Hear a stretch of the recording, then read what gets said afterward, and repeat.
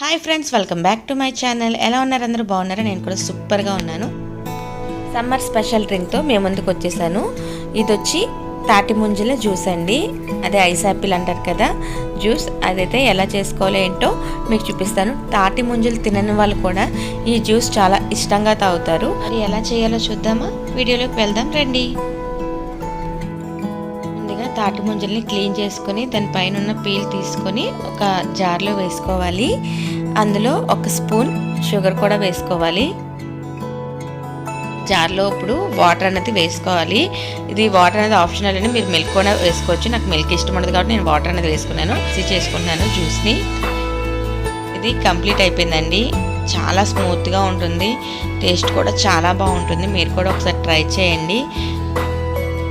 Juice ready అయిపోయింది. మనం serving గ్లాస్లోకి అయితే తీసుకుందాం. ఎంతో టేస్టీగా ఉండే సమ్మర్ స్పెషల్ డ్రింక్ అయితే రెడీ అయిపోయింది. పైనుంచి గార్నిష్ కోసం నేను జీడిపప్పు అయితే వేసుకుంటున్నాను. అంతేనండి, ముంజులు తినని వాళ్ళు కూడా ఎంతో ఇష్టంగా ఈ జ్యూస్ని అయితే తాగుతారు. జ్యూస్ మీకు నచ్చిందా? అయితే మీరు కూడా ట్రై చేసి ఎలా వచ్చిందో ఏంటో నాకు కామెంట్ సెక్షన్లో కామెంట్ చేయండి.